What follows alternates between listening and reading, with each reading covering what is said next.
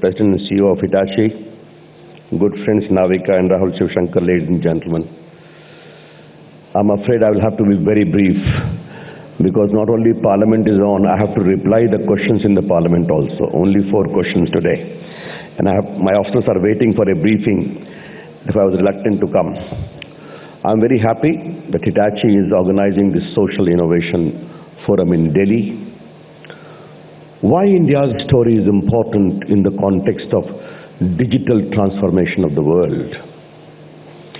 It has certain very clear philosophical underpinnings, which was articulated by our Prime Minister in the course of the election campaign as a prelude to his extraordinary victory in 2014.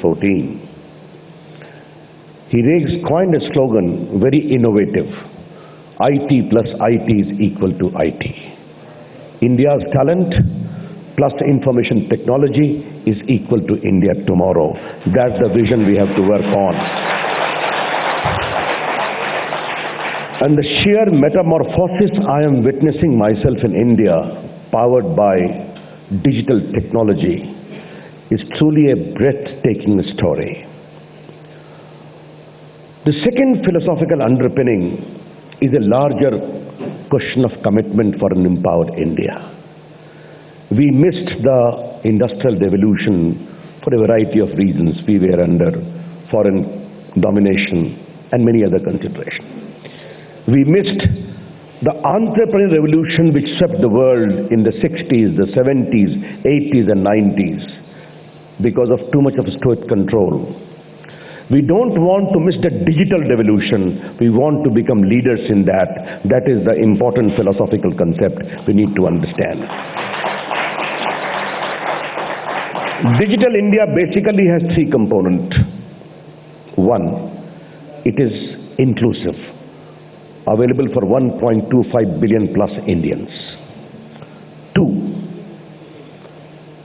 good, convenient, affordable technology available for all. The second. And third, not only to make India a technology-enabled society, but to make Indians a technology-empowered society in quest of a better India, in quest of a transparent India. Ladies and gentlemen, what is the digital profile of India? In a population of 1.25 billion, India is home to 1.08 billion mobile phones, 108 crores. In the last 2.5 years of our government, we have added mobile phones in India equal to the population of France and Italy. India is home to 1.11 billion Aadhaar card, 111 crore, a verifiable digital identity. This was started by the previous government, but what is our change in Aadhaar outlook? In the previous government, Aadhaar was a forum of digital identity. In our government, we have made it a platform for financial and social transformation. I'll explain that subsequently. India today is home to 35 crore smartphone, very soon likely to become 50 crore, 500 million. India is home to 500 million internet. And India is home to the biggest startup movement which is catching up very fast. And some statistics are saying India has left far behind even China. This is a forum for social innovation. Do you know how Indians are inventing things for which, as an IT Minister of India, I need to compliment Indian IT initiative? Aadhaar is India's product. Beam is India's product. We have got 200,000, 2 lakh common service centers in India, out of which 1,16,000 in the Gram Panchayats of India, run by Dalit women, simple entrepreneurs. They are giving digital services from making passport to Aadhaar card to digital delivery of services and others. Transforming the entire ecosystem by a common touch technology.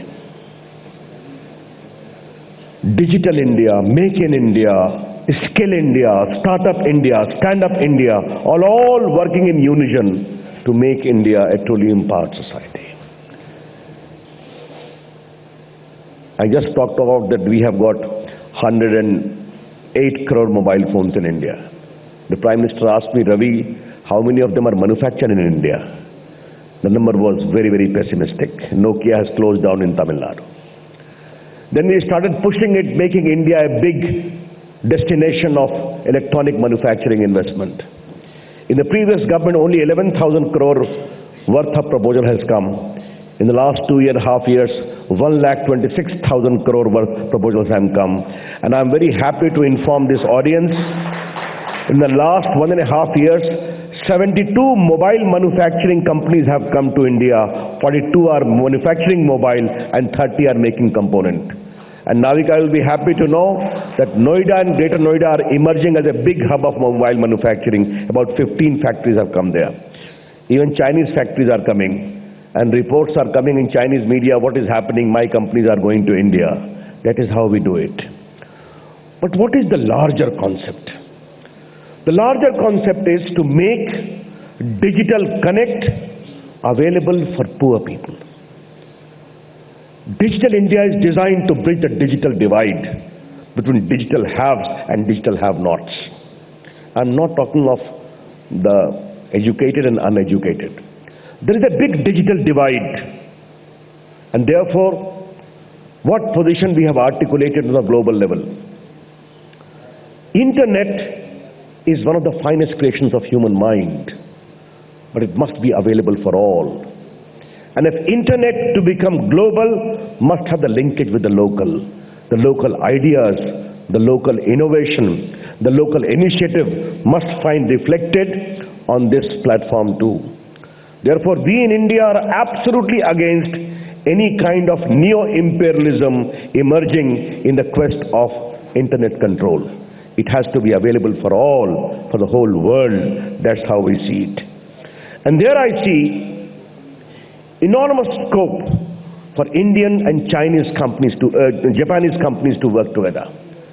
Japan and India have shared a strong cultural linkage, not only from the date of Gautam Buddha, but the personal chemistry which our Prime Minister and Japanese Prime Minister have developed over the years.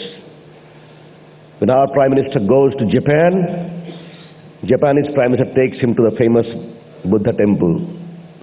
And when Japanese Prime Minister comes to India, Narendra Modi takes Japanese Prime Minister at the banks of Ganga in Kashi to worship that. That is a different kind of cultural chemistry in two deeply culturally empowered nations coming together. But they are also technologically important countries. And if Indian story of digital transformation is to be appreciated, it is going to be a world story. And as far as specific innovation is concerned, Indian innovative mind has to be encouraged. What is Stand Up India? The Prime Minister took up a cause that young people from the depressed classes, the Dalits, the scheduled tribe also must be given exposure to properly leverage on their inner talents in the quest of innovation. And all the banks have been directed, you please encourage them. How we are encouraging innovation? I remember last year we have a conference on innovation in the Vigyan Bhavan of Delhi. We outsourced it, crowdsourced it, 1 lakh applications came. Vigyan Bhavan has only sitting capacity for 2,000 plus. The Prime Minister was to be there. And ultimately, age bar was decided. You must be 30 years and below. And your product must have got national and international recognition. My goodness, and see how our government functions. Only the Prime Minister and the Finance Minister sat on the podium. We all sat down below. But who were gracing the podium along with the Prime Minister? Top 10 innovators of India. That is how we give respect to the innovators. They are creators of modern India. Friends, India's story is truly transformative. And how our Prime Minister encourages them. I can talk ad nauseum because I am seeing the profound change happening in India because of digital connect. But I will conclude my speech by giving a specific example of how common people are changing India. The Prime Minister had gone to an official visit to England, and he was addressing about 50,000 plus Indians in the Wembley Stadium. Sitting in Delhi, I was also hearing his speech on the television. Suddenly he took a name, Imran Khan of Alwar are people of India who are changing India. Then I was also addressing the communication portfolio. I told my BSNL CMD at 1 o'clock in the night, please tell the general manager of Alwar in Rajasthan to locate him, give him a bouquet on my behalf, and make him talk to me. In the morning at 9 o'clock, the CMD said, sir, Imran Khan is waiting to get your call and my manager is there with a bouquet on your behalf. I called him, I asked him, what do you do? He said, sir, I am a mathematics teacher in a Sanskrit high school. I asked him, do you know the Prime Minister took your name yesterday far away in London? Yes, sir, I had already slept. But my neighbors picked me up. Come on, get up. The Prime Minister of India is talking about you. I'm like, what do you do? Sir, I make apps. What? For school students, physics, chemistry, mathematics, calculus. How many students use your apps? 4 million, 40 lakh students use my app. I asked him, did you study IT? No, sir, my elder brothers had left some books. From self-study, I started develop innovation and made these apps. This is India which is developing. And this is the India which will carry forward innovation in a big way. And the heart of this government is with those. Come on, develop more technology for education, for health, for social inclusion. Because digital India is more for the poor, more for the underprivileged. And Navika, I hope Times now will carry this story of Satamma Devi of Telangana. She was a Bidi Majdoor, completely illiterate. She became digitally literate. I tweeted to congratulate her. She became a celebrity. All the Telugu channels went to take her interview. She became further known. Then I decided to talk to her. She did not know English or Telugu or Hindi, only Telugu. Through an interpreter, I talked to her. I asked her, how did you become digitally literate? You are a Bidi Majdoor, not very literate. And the reply she gave is a powerful statement of the changing profile of India. She said, I have a son who works as a plumber in Dubai. I used to miss him and also my grandson. Some friend said, if you want to talk to your grandson and see his face, learn to operate the Skype. And to operate the Skype, I became digitally literate. That is the India emerging. Digital India is more to empower these Indians. And their numbers are in thousands and lakhs and crores. Digital India is for an empowered India. Digital India is for an inclusive India. And how India's digital profile is changing, I would like to give just one data. In my ministry, in the Electronics Niketan, there is a portal, eTAL, which records every digital movement in India. You take a ticket digitally, it is recorded. You file your return, it is recorded. In 2013, it was 66 lakh transactions per day, 6.6 million. In 2014, it is 96 lakh transactions per day, 9.6 million. In 2015, it was 1.85 crore transactions per day, close to 1.8 million. In 2016, it is 3 crore transactions per day, 3 million per day. That is how India is becoming digitally empowered. I would be happy if in this interaction we get more focus and light as to how digital connect can be accelerated in quest of education, in quest of health, in quest of low-cost technology for rural poor and the deprived. Thank you, Namaskar, Jai Hind, and I seek your kind attention to leave. Thank you.